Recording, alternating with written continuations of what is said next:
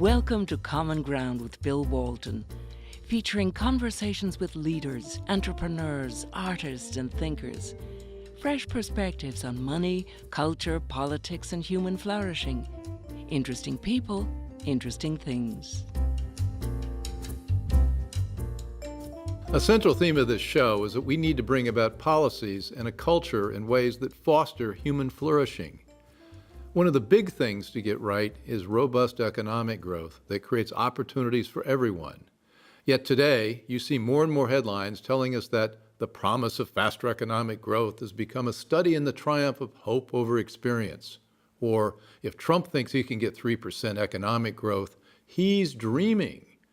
Or what about no or slow growth is the new normal?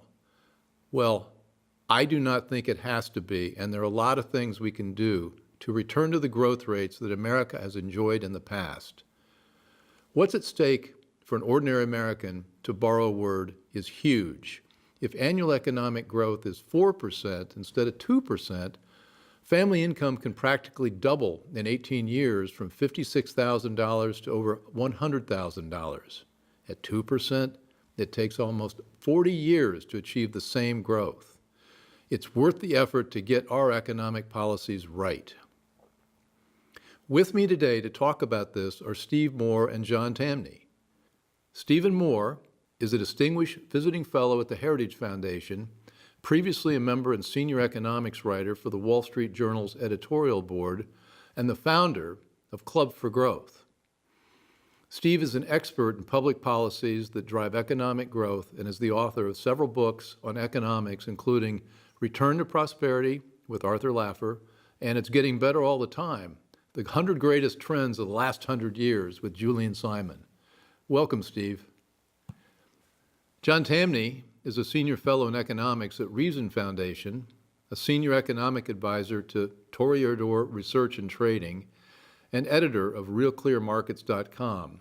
John frequently writes for the Wall Street Journal, Investors Business Daily, Financial Times, National Review, and London's Daily Telegraph. He writes about the securities markets along with tax, trade, and monetary policy issues. He is the author of Who Needs the Fed and Popular Economics. He's a weekly guest on Forbes on Fox. His next book is The End of Laziness. Welcome, John. Thank you. Well, gentlemen, are the doomsdayers and fatalists right, or can we do better? Steve, you want to go first?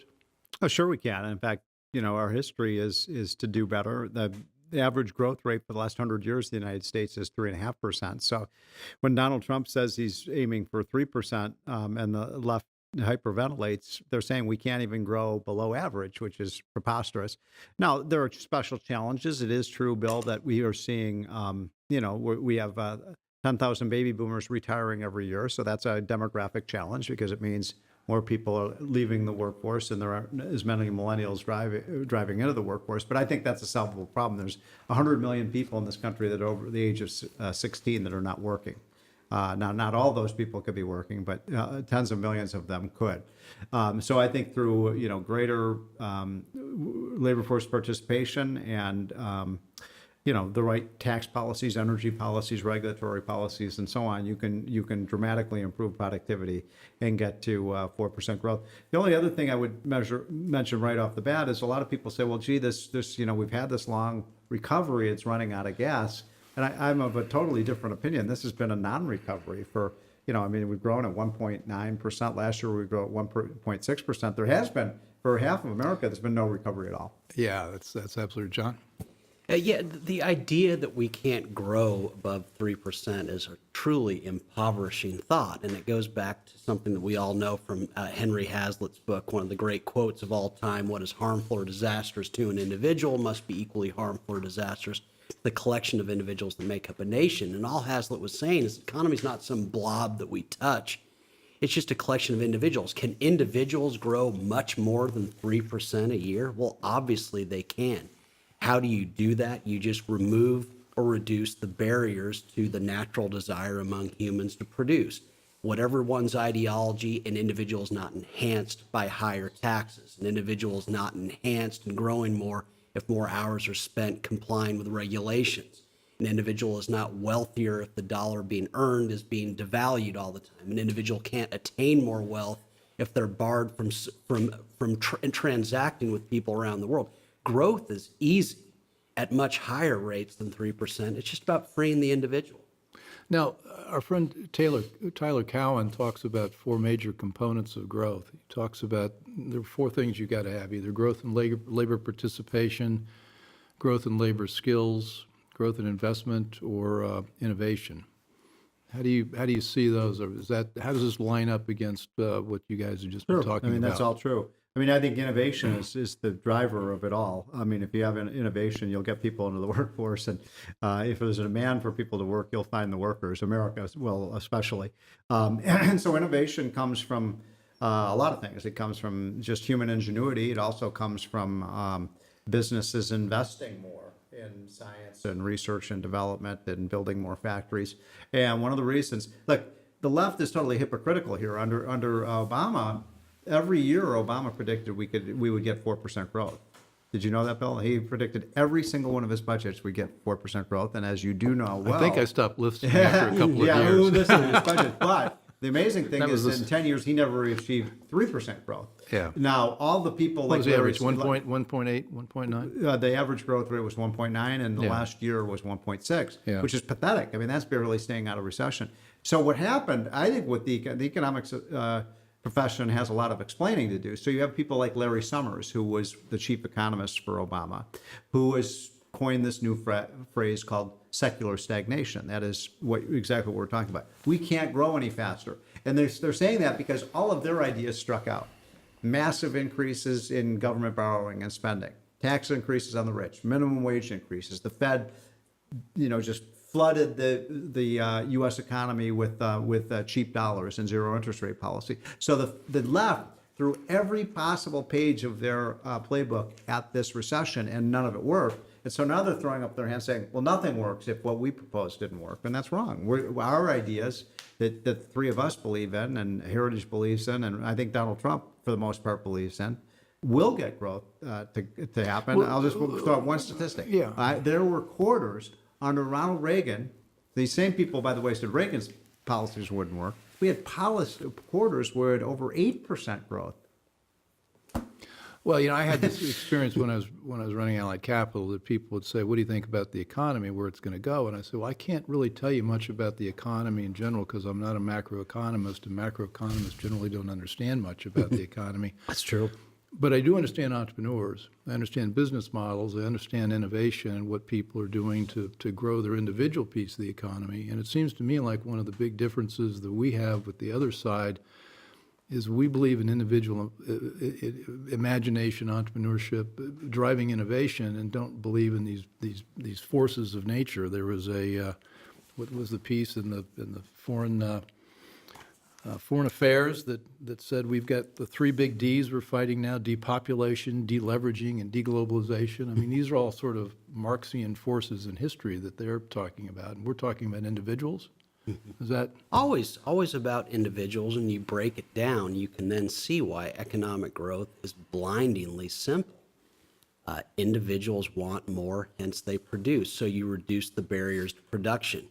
What is the big driver is that people need to be able to invest. And so the capital gains tax is a tax, a penalty placed on investment success. There is no advance without investment. You need enormous failure. Silicon Valley, 90% of the companies there started this year will be dead by next year. That is called progress.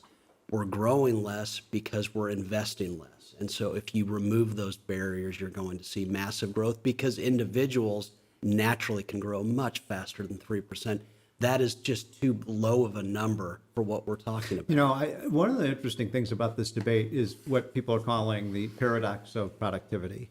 And this is something that even puzzles me as an economist. Maybe you two have an explanation for this, but we are living in this digital age that is just exploding with incredible, things with automation, with 3D photography, with incredible robotics and so on that should be dramatically increasing the productivity of American workers, but it's not showing up in the official statistics. And I have to confess, I'm puzzled by that. Why is it that these incredible innovations that we've seen over the last 25 years, the advent of the microprocessor, one of the greatest inventions ever, aren't translating into higher growth rates. But I do think if you look at what's going to happen in the next 10 or 15 years with automated vehicles, with robotics, all of these things, we have the potential to see productivity rates, Bill, that have never been recorded before in human history.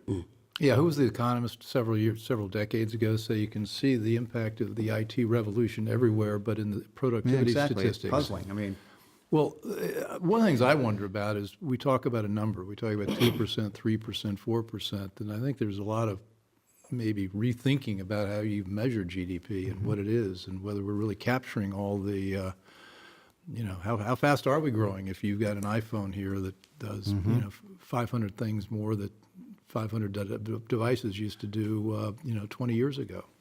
in every speech that I give, I like to point out that, in the movie Wall Street, remember that movie with Michael Douglas? He's got his cell phone, and it's like the brick with the antenna coming out of it that had lousy, coverage. It wasn't a smartphone. It didn't have a GPS system, and that thing cost $4,000. Yeah. That movie was only made 25 or 30 years ago. So this is an indication. Today they give the damn things away for free, and they're amazing, machines. So you're right. I don't think that's totally captured in these productivity numbers. Yeah, GDP is a near worthless statistic. We are talking about a number that if someone bombed Bethesda today and we rebuilt it, that would increase GDP. Government spending increases GDP. If you bail out your weakest companies and they produce more of anything, it will go up. That's why growth was high in China and the Soviet Union in the 70s, but anyone with an eye could see that there was no growth. That iPhone that you just picked up would have been a supercomputer 10 years ago, worth millions of dollars if the technology had existed to make it. These numbers don't come close to recognizing the dynamism in this economy. And what a waste of time that we create them in the first place. I say part of the problem is that as economists and them creating these statistics that gives government a reason to act. People can grow, they just need to be free to grow. So how's it then, as we think about translating policy here in Washington into some of these ideas? I mean, you've got a measurement system which is imperfect, GDP. You've got a static budget analysis. You've got a regulatory framework which looks backwards, not forwards. I mean, we've got 19th century regulations and a 21st century technology economy. I mean, we have a new president. Well, how do you drive change here? I mean, these are. Are there any 2 or 3 or 4 levers that we would want to focus on to make a big difference? Yeah, I'll focus on 2 that I've been working on with the Trump administration that I think are pretty vital. I mean, the obvious one is tax reform, just fixing our tax system. You couldn't come up with anything dumber than the way we tax our businesses. I mean, seriously, we could sit around here and spend days trying to figure out something stupider than what we do in the United States. We have the highest tax rates in the world on our businesses. We don't even raise much money from it. It's incredibly, this, Bill, you had to deal with it when you were a CEO. So these things are, there's so much dollars to be picked up by just fixing the tax system. And we estimated, as you know, I helped Trump put that plan together. We estimate you can increase growth by 1 percentage point just from fixing the tax system. And the second one I'll throw out there is energy policy. And this is something, by the way, Trump has exactly the right outlook on. Produce American energy. Because of the shale oil and gas revolution, we have the capacity to become the Saudi Arabia of the 21st century in terms of oil, gas, coal, nuclear power, all of this stuff. Use what works. Let the market determine what we're going to use. Obama put in place regulations intended to kill the fossil fuels industry because the left hates fossil fuels, but we have more of this stuff than any other country. So we could, by my estimates, increase our output of energy by $150 billion a year. That's close to 1 percentage point. So just those 2 things alone could almost raise GDP by 2 percentage points. And I'm sure Johnny has a lot of ideas that would raise it still further. Help me out there. How do you figure that out? I mean, you've got a policy, you implement it, and then you say it's going to increase productivity or going to increase output by X. Because we know how much oil there is. Okay. I mean, there's we're sitting on $50 trillion of oil and gas and coal in this country. Yeah. And a lot of it's been walled off by, you talk about government regulations. 95% of the drilling revolution that happened with the shale oil and gas revolution, 95% of that drilling happened on private lands because the public lands was off limits. If you open up, that public lands, you're going to see a huge boom in development. But if I can, My comment on that would be, if you look at the two major oil booms in the last 40 years in the U.S., they both coincided with the weakest growth in U.S. history. And I don't think that's by accident. I think fracking's amazing. I think the engineering is off the charts. But by their own admission, they can't extract this unless the oil is trading at $40 to $60 a barrel. Maybe that number's dropped, but it's still fairly high. As in, oil is only a good industry in the U.S. when we are severely devaluing the dollar. My take is that, conversely, you look at the best periods of economic growth, Reagan and Clinton, oil was $10, $12, $20 a barrel. The U.S. industry was on its back, but yet we were booming. We let backwards countries provide us with oil, and we focused on the more advanced things, the Silicon Valley, the advances that no one else in the world can do. The reality is Equatorial Guinea can do oil. No one can do what we do technologically. And so my focus would be with Steve on tax reform. Taxes are a price. Reduce the price of work, investment, all of that. Thank goodness Trump is for an estate, getting rid of the estate tax. That is hugely bullish for releasing a lot of risk-oriented capital into the marketplace. The other thing is, and it goes back to the oil question, is a stable dollar. When the dollar is stable, there's a great deal more investment in the stocks and bonds representing future wealth creation. When the dollar is weak, there's a massive flow of investment into wealth that already exists, that's tangible. Tangibles did well in the 70s and 2000s. They got killed in the 80s and 90s. Stabilize and strengthen the dollar, and you will see an investment surge that will be stunning, and with that, economic growth. Well, I agree with a lot of that. I mean, look, my point is that the oil and gas shale revolution is a technological revolution. You know, it's not as if God just overnight endowed America with all this oil and gas. It's that you know, these wildcatters, these drillers went out and figured out how to crack the code of getting at the shale oil and gas. We have more of it than any other country in the world. So it's, you know, like saying, you know, Obama's idea was, well, let's not use it. It's like, well, that's like telling Nebraskans not to grow corn, you know? So I think that this is a great opportunity we have as a country. But I'll just give you one little example of the productivity revolution, how it can so change things. You know, the other day I was driving down 95 south from Philadelphia back to Washington, D.C. It was late at night. And I passed a caravan of about 5 trucks, and they were all riding almost like a train in the right lane. And I passed by them. And do you know how many drivers there were in those 5 trucks? 1. The other 4 were basically automated, running right behind them. And in a few years, there'll probably be no drivers of those trucks. Well, think about what that's going to mean to transportation costs in this country. I mean, it's just one little example of why these leftists who say, gosh, it's almost like, you know, the patent officer who in the 1900s said everything that's been invented already has been. But the other side of that is those 4 truck drivers that are not in those cabs voted for Donald Trump. I mean, that's a great point, Bill. But you could make that case about, you know, if you look, Milton Friedman used to say, if you want to, we can put everybody, American, to work in a nanosecond, just get rid of farm tractors and put everybody back on the farm. That story about him visiting China, and they visited the construction project. Give him spoons, not the story was, they said, well, so my point is productivity, making workers more productive, is how they command higher wages and how we get richer. Okay, well, there's a lot of hand-wringing right now over the fact that if we replace these truck drivers with computers, that we're not going to have any jobs for them. But I don't. Well, but doesn't that happen over generations? And we're talking about a change that's going to occur in 10, 15 years. Hopefully it happens. It's going to happen fast. Hopefully it happens more quickly. I mean, let's go back 150 years. 150 years ago, if you were living on this earth in the United States, your odds were 1 of 2 that your job was going to be farm related. I don't know about the 2 of you, but I would be desperately pathetic, an object of pity on farms. Every advance from the tractor, the airplane, the car, the computer, internet, ATM has been a massive job destroyer. And this is what human flourishing is all about. Human flourishing is the path to people doing the very work that elevates their unique skills. The only way you get to that is through the destruction of low-value work. That is the path to people doing the work they love. If we can erase through automation and productivity, we're going to free up so much capital for entrepreneurs, for the companies and ideas of the future. truck drivers will be extravagantly happy to be free of trucks because the economy that frees them of it is going to create opportunities that elevate their skills unlike what existed before. Well, a lot of us, me anyway, are having a hard time envisioning how we go.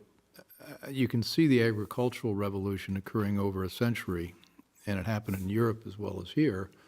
We're talking about something that's going to happen.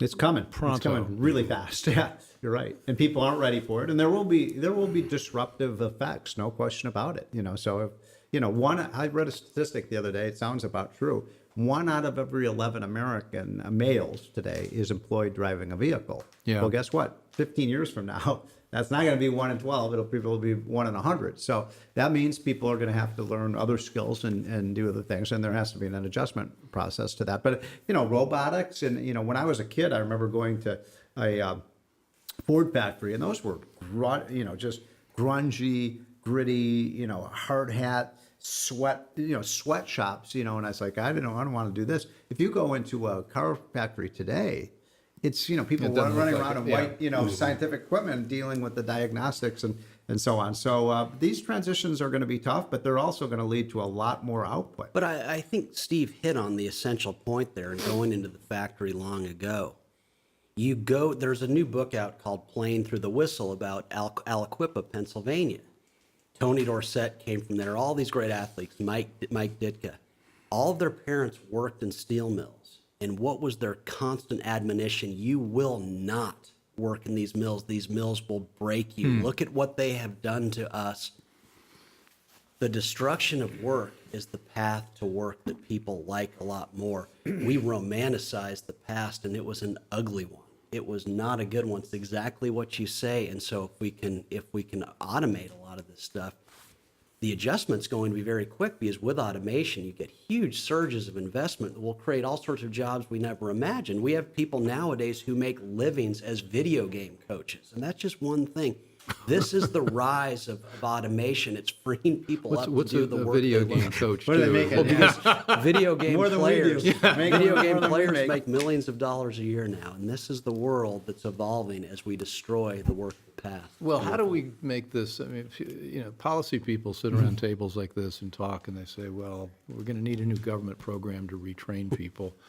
And I don't think there's been a single government job retraining program in the history of job And there are a lot retraining of that them. work. There are hundreds and thousands. They don't work. Yeah. Of course they don't. All right, but and then the other problem we have is that there's this issue about labor mobility. Is that people, I saw a documentary. Sarah and I saw a documentary of people living in some small town in western Ohio, eastern Ohio, I guess, and it had fallen on hard times because the industry left. But the question you ask yourself is, well, gee, the industry left, why don't you move to Texas and try something there? And so the labor mobility in this country has been declining. And Not that much, though. I think it's over exaggerated how much labor mobility well, I has can't fallen. quote the statistics, Yeah. but so you don't. Yeah. Well, I mean, people are moving to the. Well, they're leaving California and they're going to Texas. Yeah, they are. They're going to Texas, Tennessee. They're going to the states they're growing, Utah and Idaho. But look, I'm really optimistic about the U.S. You clear away these hurdles that John is talking about, on the regulatory front, on the tax front, and just getting someone like Trump in office who is pro-business, as opposed to Obama, who was virulently anti-business, I think has a very positive effect on business. And Bush wasn't that pro-business And he wasn't either. either. No, He in was- fact, he was the not Trump good. voters were saying we don't like what Bush did or Obama did. But Yeah. that has a positive impact in terms of people's sense of confidence that the government's just going to not take away all their their profits if they succeed. That's why the Bernie Sanders ideas of just stealing from the rich is so detrimental. But it seems like part of the problem we have in it's like we live in different worlds, really. You talk about shale oil and extracting that, and the people, and you say, well, how are you going to get growth without doing it? And the people say, we don't care about growth. I mean, the environment's more important than growth, and so we're really talking about two different goods, and the sides don't share what those goods are. Well, people who Thoughts? say they don't care about growth are obviously very rich. You could only be rich to say something so ridiculous. Yeah. And so we live, probably the downsides, but I say it's worth it to stupendous economic growth is that it frees up a lot of people with the time to be stupid. California, I would argue, has been made a great economic state by the very people who've wrecked its policies. And so this is just part of, I guess, progress we have to deal with. Schumpeter, what did he say? That capitalism's biggest problem is the institutions that it will create, fighting it. Well, the big issue we started this conversation on is, are there enough workers that are entering the workforce to be able to create 3, 4, 5% growth? And my answer to that is yes. I mean, we spend at the federal level, you want to talk policy, Bill, we spend roughly $1 trillion a year paying people not to work. Well, guess what? If you pay people not to work, you're going to get less work. So just requiring work as a condition for virtually every welfare benefit, just something that simple. We're a compassionate country. If we don't want you to go homeless, we don't want you to go without food, but you're going to have to work for it.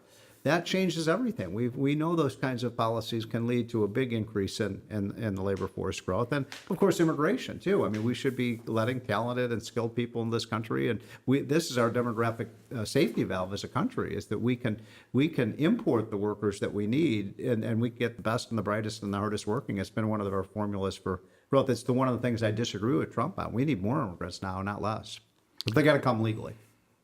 I don't think anyway, staying away from the Trump piece of it, but what about incentives? You guys know a lot of smart people. Has anybody taken a look at the federal government programs in terms of incentives of what they're encouraging people to do or not do? I think about debt, for example. We've had interest rate deductions in the taxes for debt, which has encouraged this massive over-leveraging of both individuals and corporations. And now we have a new proposal in front of us to get rid of the interest rate deduction on debt, which has been a terrible incentive to leverage up, and we're getting huge pushback against that because the industries that benefit from it. I mean, how are we going to? Well, you're right. We have our tax system is tilted towards. You know this. You were in the industry yourself. I mean, it's tilted towards debt financing rather than equity financing, and that's it should be, the tax system should be at least neutral. And we know what created the financial crisis in 2007 and 8 and 9. It was way too much debt being issued, and so why would we have a tax policy that rewards more and more leverage? Well, it's almost. Think about just for housing alone. Housing's consumption. When you buy a house, it doesn't make you more productive or doesn't lead to the next Microsoft. Yet we create incentives to own a house, which, if we want to talk about labor mobility, ownership of a house could make you less mobile. But think about just municipal debt. If you buy a municipal bond, you get your yields are tax-free, federal and state. And so there's an incentive for very rich people plow their money into something that is tax advantage. Yet if they have the temerity to invest in a future Microsoft, and if it succeeds, they're facing 23% capital gains tax. Think of it, it's not just the debt, it's the incentives created to where to invest your money. Imagine if we got rid of the tax advantage federally for munis and some of these bonds. Wow. I'm all in favor of that. Of course, Bill's friends, those bond traders, aren't going to be too happy about that. Well, but they would be making so much money in other ways. But you're right. I mean, even the housing deduction, all that stuff should just be eliminated. Keep the rate. I'm an old flat tax guy. I mean, Steve Forbes really converted me to this 20 years ago. I mean, just get the rates as low as possible so they're not distorting economic decisions.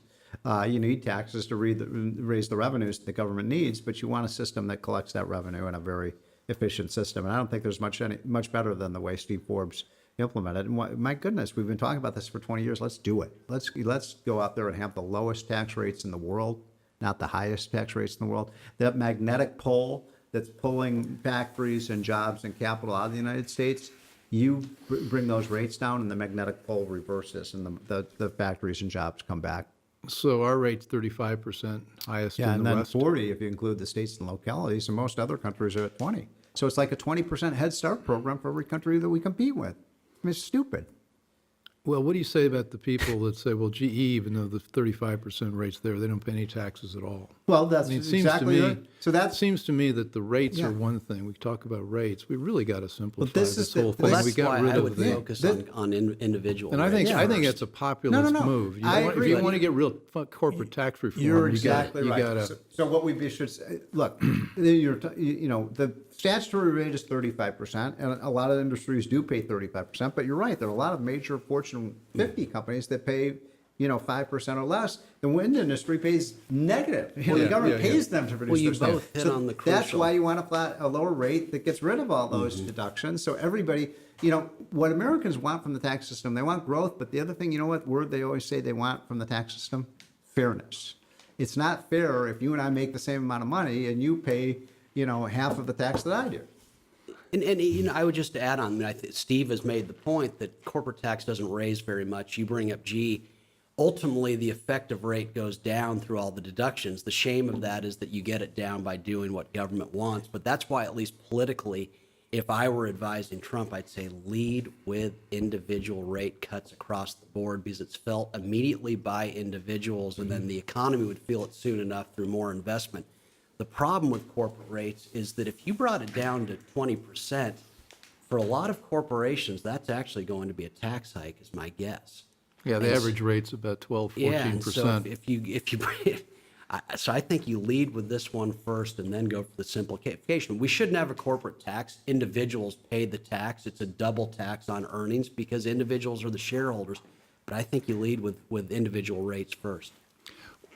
Well, I don't think there should be a corporate tax at all. I think it's a terrible waste of resources. I mean, how many billions of dollars does GE spend? I exaggerate. Well, think about a complying and paying net zero taxes. I'd like to see the tax Well, lawyers think about what a perhaps, 35% tax rate really means. It means that, for those companies that are paying it, 35% of the profits go to the federal government. So in a sense, it makes the United States government a 1/3 shareholder in every company in America, right? Well, that just dilutes the value that goes to, everybody else. And so you're right, it's a dumb tax system. So we started out talking about 2% versus 4%. What are the five things that get us to 4%? Well, I mentioned two, and you We mentioned got a couple amount minutes of- left, so Yeah. let's take it off here. Yeah. So what's number one? Tax policy and energy policy. You mentioned monetary. I would put dollar, a treasury Yeah. issuing a stable dollar, number one. Taxes. I think the estate tax, I think people underrate getting rid of that altogether. If you look at the dynamic, ESPN, the light bulb, Silicon Valley, all creations of inherited wealth. Rich people who have so much money they can take the big risks that the average person can't take. That'd be a big one. I'd throw immigration in there. All these talented people around the world are desperate to live What do you here. mean on immigration? What's that mean? I want to legalize the ability of people from around the world to work here because I think you'd see a massive inflow. People want to be a part of this. They don't even want to be citizens. I think they want to work here. And then if you gave me another one, antitrust, can you imagine all the waste in this country because companies are unable to combine? I think that could be huge. It's I not would gonna add to happen. this, now we're getting a long list, right? We're 7 or 8. But I would add to this, Dictator. just a total revolution. We can fill the page. Yes. This is good. A total revolution. Good ideas, not enough of them. A total revolutionary change in the way we educate kids in this country. I mean, let's just get government out of schools, and let's just let the dollars let the dollars go to the parents, and just I have 3 kids and 2 step sons, and they're all different. They all have different talents, they all have different skills, they have different interests. This idea of warehousing all these kids in a one size fits all school system is just outrageous. John's mentioned this so many times in his books, and that our number one resource is the intelligence and the ingeniousness of our citizens. But we're robbing half of our kids of the opportunity to do that because we're putting them in god-awful schools. Well, but you're saying terrible things about the teachers. No, look, You're being mean. No, I'm look, making a point. We had Jeannie Allen on a couple weeks ago. I love Jeannie. And we got to the point where we figured out if you could bring about all the technological innovation that's possible to bring into a school building, you could free up the classroom teacher to have a really interesting job enabling all this learning and pay them more. And Of so course. we concluded by thinking, well, maybe we ought to get the teachers union behind this because they're Except blocking. you need a way to get the problem is really good teachers are underpaid, but there's how many The teachers really good were, teachers leave you know the how many system teachers because- were fired in California last year? I can't Like imagine any. 15.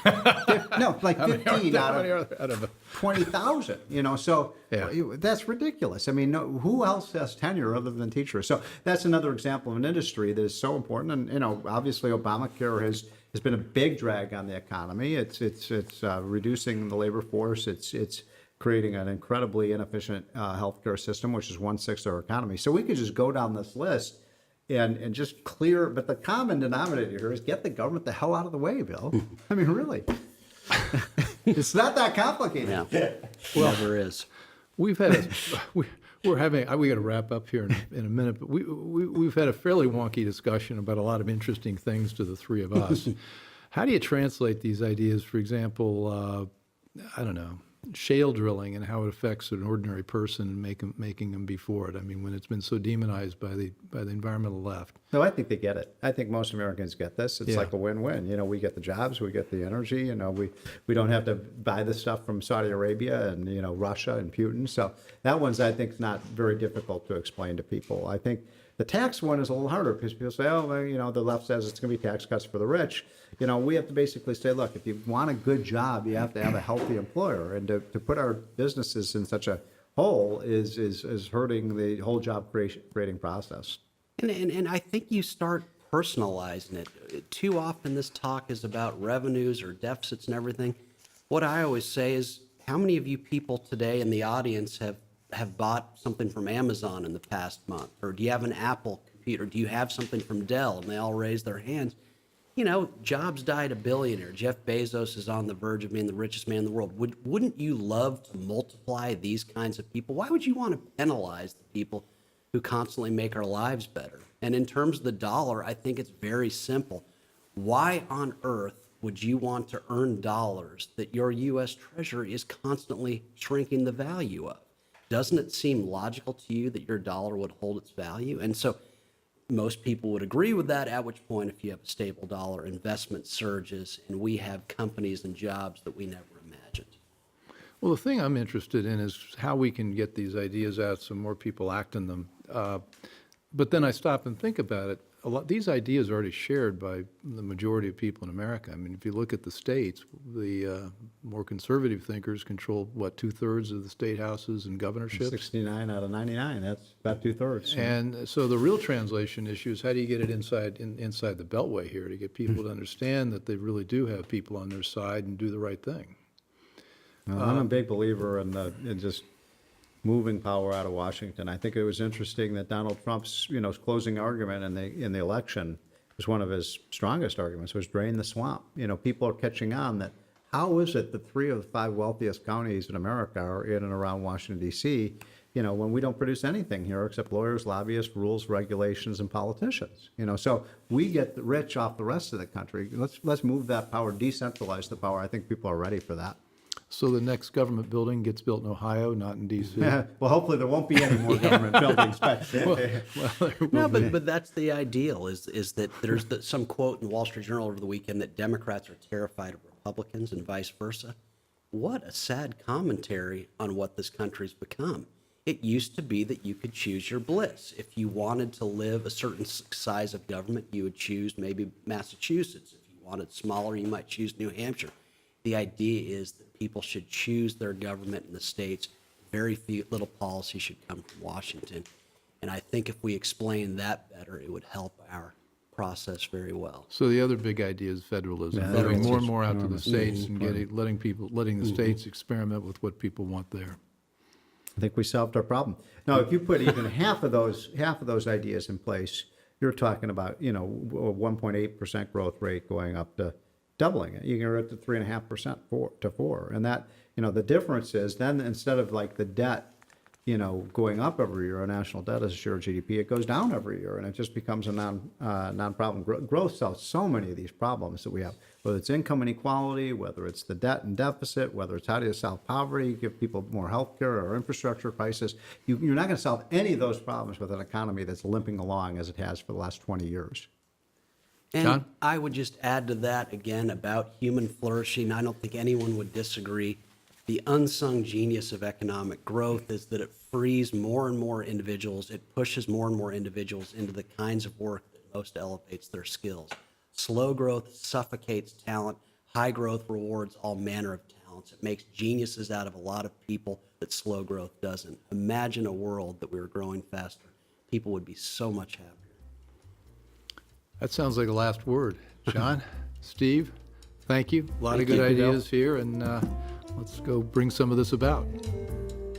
Thanks for listening. Want more? Be sure to subscribe to Common Ground with Bill Walton on iTunes.